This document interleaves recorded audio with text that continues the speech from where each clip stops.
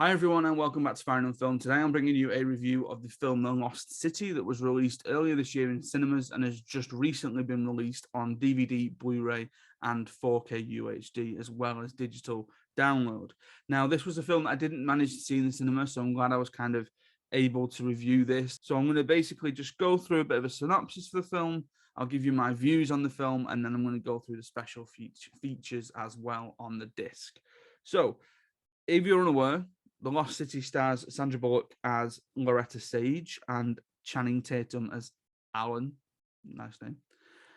And to kind of summarize, basically, so Loretta Sage's novels are filled with ancient tombs and daring adventures, but that doesn't mean that she's prepared for them in real life. When she's kidnapped by an eccentric billionaire played by Daniel Radcliffe to locate a legendary lost city, Loretta's handsome cover model Channing Tatum sets on a heroic but hapless rescue mission. Thrust into an epic thrill ride through the jungle, the unlikely pair must work together to survive elements and survive each other to find the city's fabled treasure before it is lost forever. Okay? Now, instantly, and this just comes from my time teaching these films, a couple of years ago, I taught King Solomon's Mines and Raiders of the Lost Ark. So I did a lot of research into jungle pictures and this idea that back in the day when cameras began to become a little bit more lightweight and little bit more easier to sort of transport, film crews were sent out and they shot so much footage, some of which was used for documentaries, some of which was reused in a lot of these jungle pictures because, again, it was like killing two birds with one stone. So immediately I thought, this is throwing back to your classic jungle picture. And yes, it's doing that in a way, but then it's trying to do something else as well. So to kind of give you my review of the film, Loretta instantly is this sort of Mills and Boone style author where she's writing these sort of musty novels. She fantasizes about herself being in them. She fantasizes about, again, Channing Tatum's character being in them. And Dash, who is the other name for Channing Tatum's character, is like a metrosexual Indiana Jones at one point, but he's actually an out-of-depth actor or model. I sort of belly laughed a little bit when he falls through a table quite early on. There is a cameo in the film that massively passed me by in the lead up to this, and I think either it was well hidden and shall remain a secret here just in case you're thinking I'm going to go and watch The Lost City, but you don't know about a big cameo in it, or I just completely missed it. And if I'm honest, it's probably more likely to be that I completely missed it. But I had no idea that this actor was in it, and he rocks up, and I was like, oh, okay, and yeah. I am very keen for Daniel Radcliffe to move away from playing villains like the spoiled children. Yeah, there we go. Because this is very much a kind of, I'm Abigail Fairfax. Yes, my father is the Fairfax media mogul. I've got lots of money. I want to do this thing. So we're going to go and do this thing. And he was very similar to this as he was in Now You See Me Too, where again, is eccentric rich man. So it's either that he's playing Harry Potter, eccentric rich man, or, I mean, I've not seen it, but farting zombie. So I'd like for him to do something else. I mean, that's a very whistle stop things off the top of my head that I can remember that he's been in. I know he's been in something called Escape to. Oh, I'm gonna get it wrong. Escape to something, and he looks, thinking that. But I will give him fair credit. I'm very much looking forward to seeing what he does as Weird Al Yankovic in the Weird Al Yankovic biopic. So hopefully that's going to be a bit different. Going back to Lost City, this owes a lot to the more recent Jumanji films in that they're amateurs in the jungle, they're out of the depth, and it's trying to put a comedic spin on exploration. There was a lot of points where I could just imagine Dwayne "The Rock" Johnson and Kevin Hart doing exactly the same things as Channing Tatum and Sandra Bullock were doing.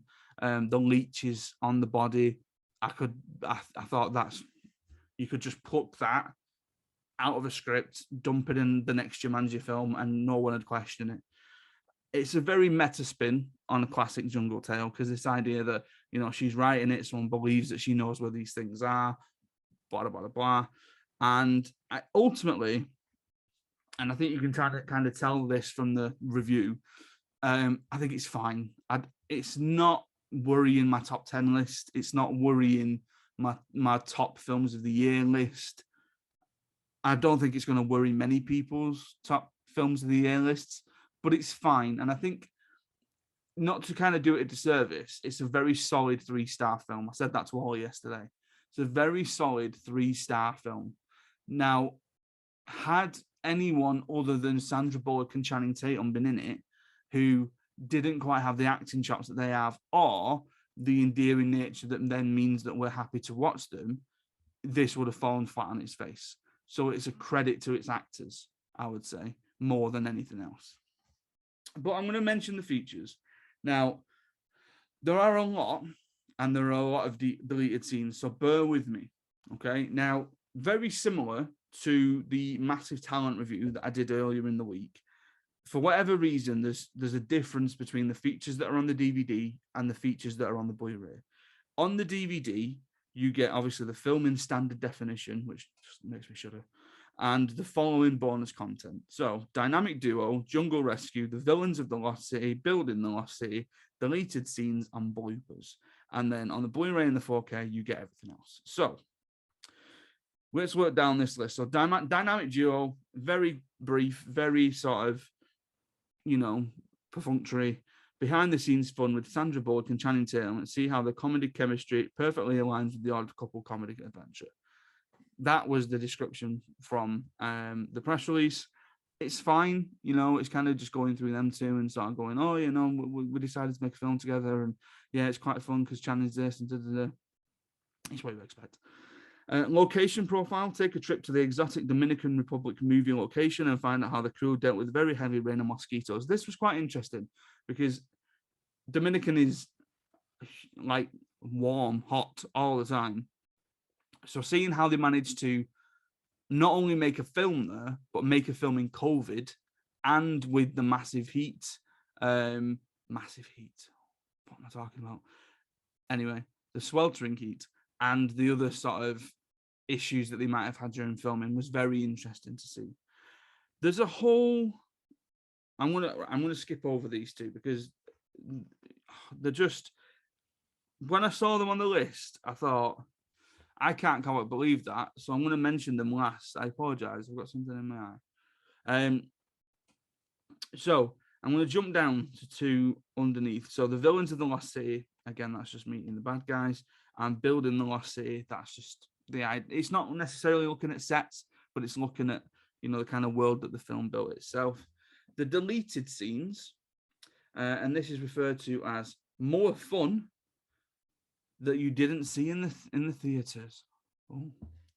I'm going to just go down the list. Spying on Fairfax, Beth looks for Loretta, The Climb, Allison's Dance, Hammock, Navigates Drone, Loretta Calls, Nana, and Trainer Has a Headache.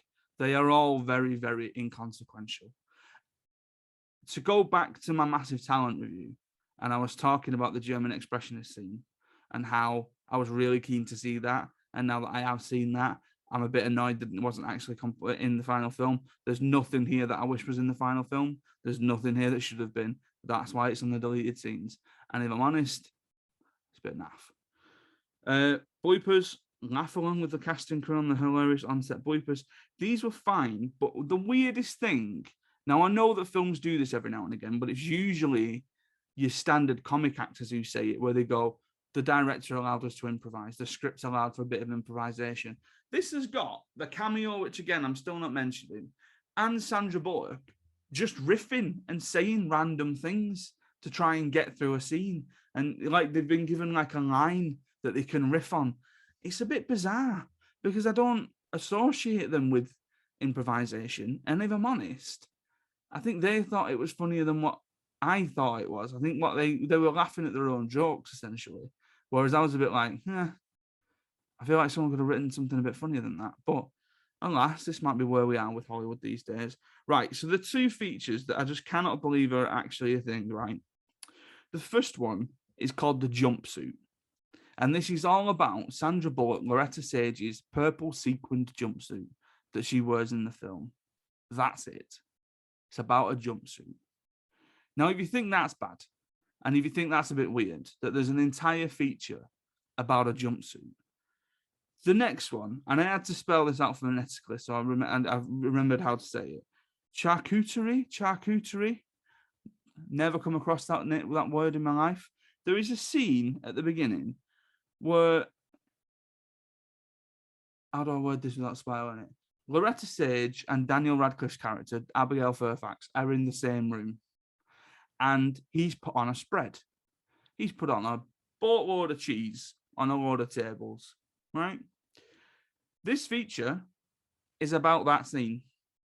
It's about how they managed to get an S load of cheese on a load of tables and then blow them off the tables and then reset it and do it again.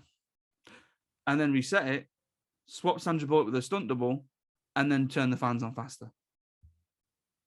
Yeah. It's about cheese on tables. There's a feature about cheese on tables. But the thing is, somebody somewhere made the decision to make sure that they shot B-roll footage of that and then make it into a feature and do talking heads about cheese on tables. Madness. Absolute madness. Like I've written here, I kid you not, a special feature about how they managed to fling a load of cheese off a table. That's what it is. I can't keep going. Right. So that was The Lost City. I know people enjoyed it. This is the thing. I know people went to watch it and everyone had the same opinion. And everyone was like, it's all right. And that's what it is. It's all right. And if you're stuck for a film to watch, go and watch it. It's all right, you know? But in terms of features, don't bother yourself with a cheese board. So it was available to download and keep on the 29th of June, so I'm a bit behind on that one. But it was only this week on the 25th of July where it was released on 4K UHD, Blu-ray, and DVD. So if you want to go check it out, you go check it out. If you like cheese boards, if you like cheese being flown off a table and you just want to see it more and more and more, you go do that charcuterie feature as well. Right, thank you very much for listening. 2 quick videos for you this week. So the Massive Talent one, if you've not seen that, go back and watch that one. Same with the podcast. And next week, starting on Monday, the 1st of August, going for 4 weeks, so going for the entirety of August, Ollie and I have done an MCU tier list. And we've split it up into phases. So there's 4 videos, there's 4 podcasts. We're going to start off with phase 1, obviously, go the way through. I think the longest is about an hour. The shortest is about 30 minutes. It's pretty decent. We didn't argue too much, mainly more towards the end where we started using vetoes and things. But if you're into your Marvel films, if you want to watch me and Ollie on a tiny screen because we share the tier list on the YouTube video instead, by all means, come and watch it. Thank you very much for watching. Thank you very much for listening. That was The Lost City. You can catch it now on download and Blu-ray and DVD and on 4K UHD. If you want to help the channel, help the podcast, help Farrand Film, you can go to our sponsor Offworld Tees and use the code Farrand. That's FARRAND for 15% off your order. Follow me on Twitter at Adam Farrand and Farrand Film. Stay safe, look after each other, and I'll see you next time.